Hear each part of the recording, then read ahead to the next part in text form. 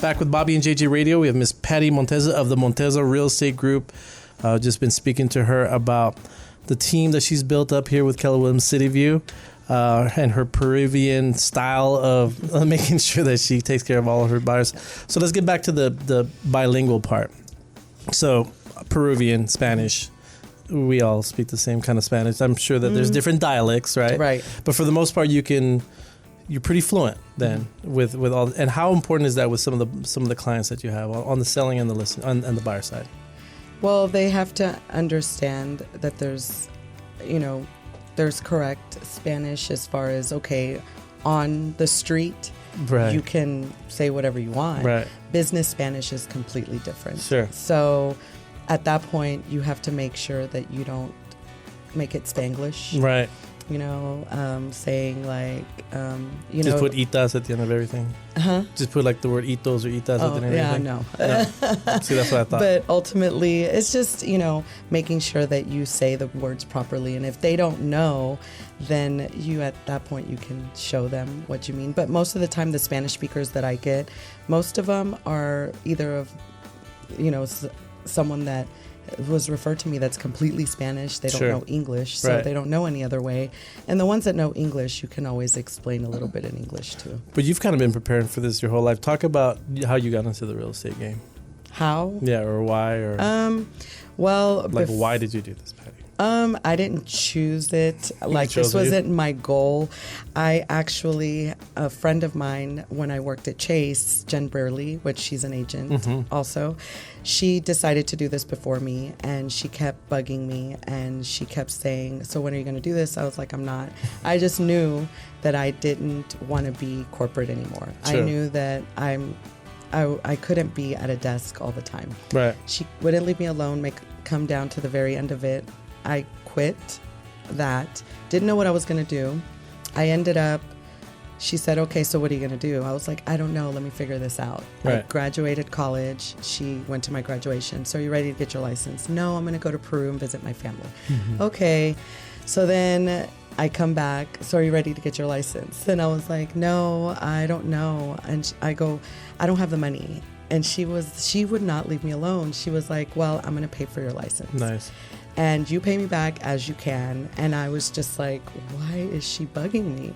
But at that point, I knew that if I accepted her to do that, I was going to accept the fact that I will owe her that. Sure. Even if I didn't do it, I needed to pay her that money back. Right. I went into it. I started at Topgolf at the same time, did events there, event ambassador there. I met a lot of people. Sure. They gave me all the events that had to do with real estate. So I met title people. I met the Patrick Conway group like that. It was awesome, and it ended up pushing me in the right direction because they also allowed me to have my phone with me all the time and take phone calls with clients. They would let me do whatever I wanted when it came to making myself a realtor, because the first year was when I had to really put myself out there. And then at that point, Jen was always there to support me, whatever help I needed, and she did. And slowly I talked about it. It was my life, on top of the fact that I liked servicing people, and that's where I was at Topgolf. Right.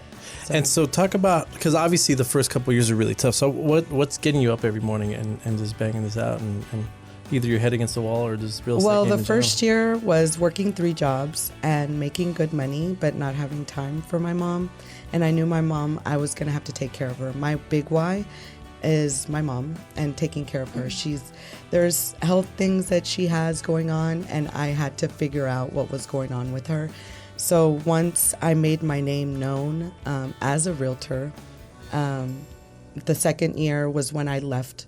My first year was all 3 jobs. Sure. My second year was when I left Topgolf, and then I went all in.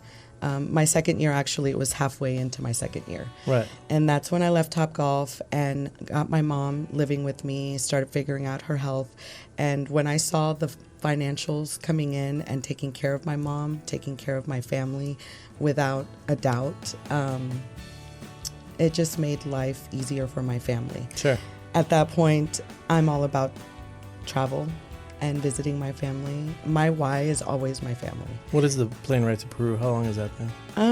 It's honestly on an actual plane, it's 8 hours, but the whole trip is you leave in the morning and you get there at night, and it's the flight is worth it because then I get there and I get to see a different world and my family, and Sure.